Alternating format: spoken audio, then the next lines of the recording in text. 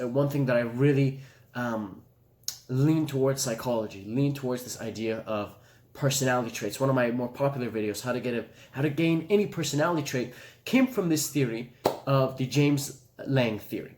And the James Lange theory, in essence, was, for many psychologists, there's a stimulus, something happens, you see a snake, your body tenses up, and when your body tenses up, it sends a signal to your brain that releases the hormone of fear, causing you to run away. You're saying, Daniel, why is that important? You got to understand. In that video, when I said how to gain any personality trait, which I'm going to overlap just a tiny bit here, it was basically this idea of, okay, if you want to be confident, if you understand the idea that your brain sends hormones to make you feel a certain way, however, your body language can trigger said hormones. What I'm saying is the way that you carry yourself, literally, not figuratively, not a beautiful metaphor, literally the way your body positioning goes, it triggers certain hormones. Guess what happens when you're up on stage and you close your body off? And you keep your legs super close, and you keep your chin down and your shoulders down. Guess what kind of hormones you trigger in your mind?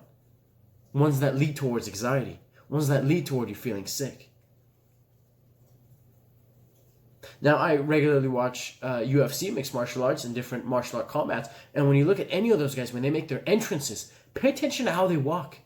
Just from a behavioral standpoint, how they walk when they enter the ring or when they enter the cage, their shoulders are back. They're like lions ready to go to war. You never see them crunched up and slow and small and in a shell. Why? Because literally, my friends, from a biology aspect, from a psychology aspect, our body triggers certain hormones in our minds, in our brains, thus confirming how we should feel. So when I talked about that video, you want to be confident, figure out who's confident, and literally, if you can, mimic their body language.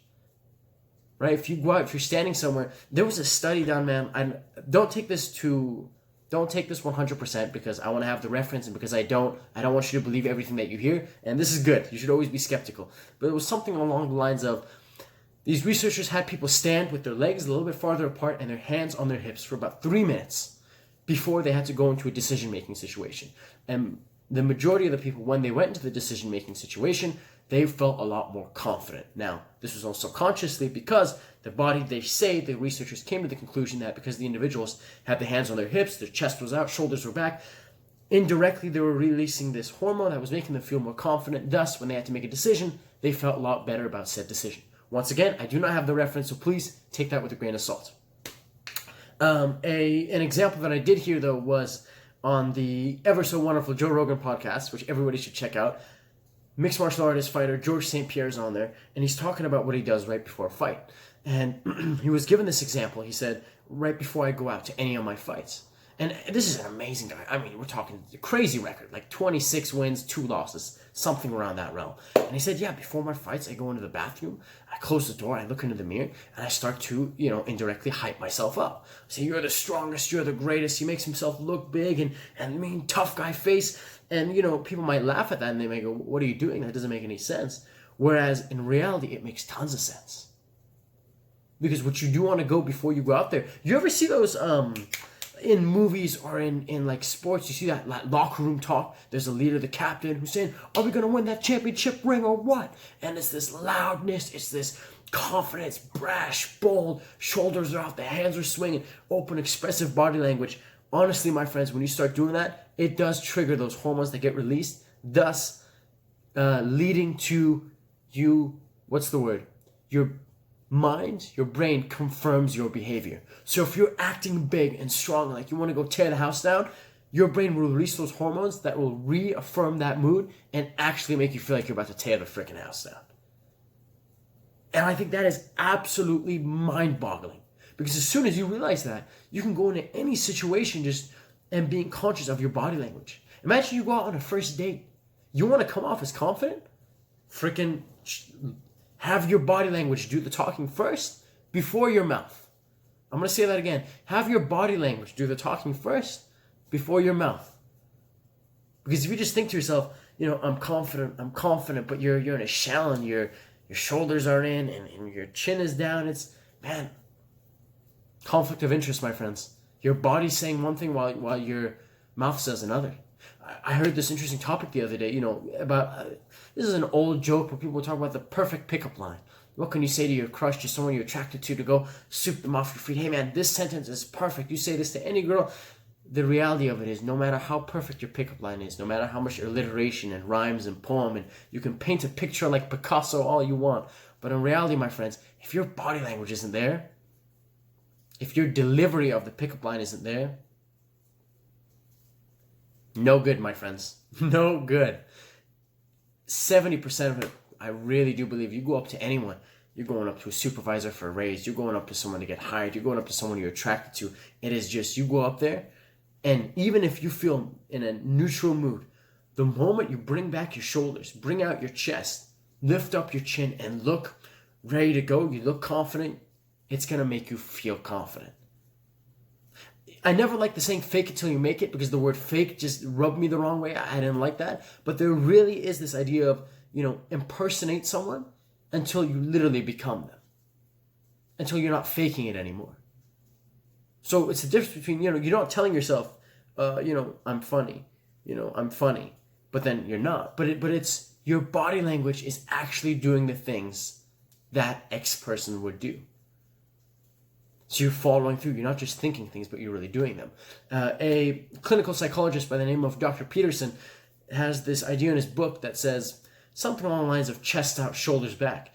And the biggest reason why you see individuals who are not confident, who are nervous, who are shy, who don't really want to be there, and you see this broken like body language, you see the shoulders are kind of folded in and they're slouching over.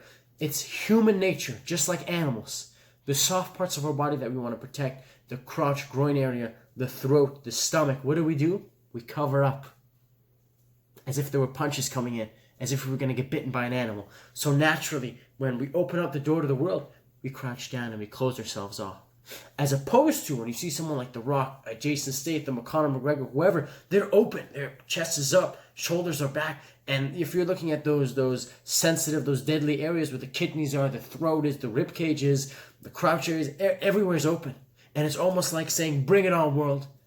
Bring on your challenges. I am here. I'm not crouched. I'm not in a shell. I'm open and I'm ready for whatever comes my way.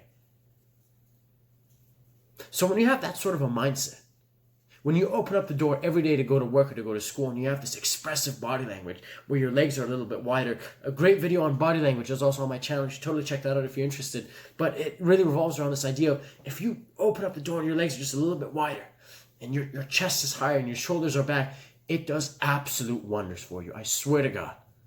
Even just, you're sitting down, let's say you're waiting for someone. One thing I used to do in high school, I kid you not, I do it to this day, but I toned it down a little bit because some people will start laughing.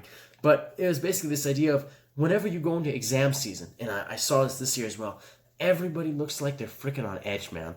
And if one thing makes me nervous, it's watching other people who are nervous. Everybody's biting their nails and losing their minds and faces are going red. Everyone looks like they're about to throw up. Nobody looks good. If they're smiling, it's a fake smile. It is not good, man. Whereas what I've trained myself to do is I go sit down. And a lot of the times, I use this every single freaking time. I go sit down. I have my test in front of me. First thing I'll do is spread my legs just a little bit because you're sitting down. And arms good, shoulder width apart. Nice straight out on the desk. The desk is yours. Don't just, be little. Really, this is your desk. You take up, arms on it, chin up, shoulders back, relax. If you want to go one step further, lean back, hands, back of the head.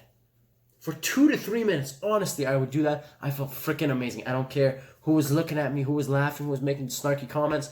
Man, I did this. Ask my friends in high school. Lean back, did this, just relax. Okay, class, you may begin. When I took my hands off the back of my head, then I go into it. The anxiety levels were scary low. I mean, it was unbelievable. It was as if I wasn't doing an exam. That was worth 30% of my grade. So it really does work, ladies and gentlemen. Body language goes a long, long way. So in anything, I hope that you can take away from this video, folks, or whether you're listening to this in podcast form, is this idea of your body language. Letting your body language do the work for you, whether you're going into a test, whether you're going in for a date, for a job interview. And really, these are things that I've used myself and I have been positively benefited. 100%. Like, I would not be saying this if I hadn't done it myself. Practice what you preach. I'm curious, do you do any of this stuff? Or is it totally foreign to you? Or are you like, this dude's totally nuts. He has no idea what he's talking about.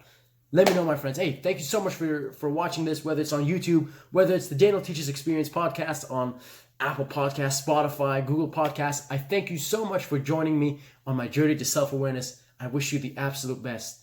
And take care of yourselves, my friends. Bye-bye.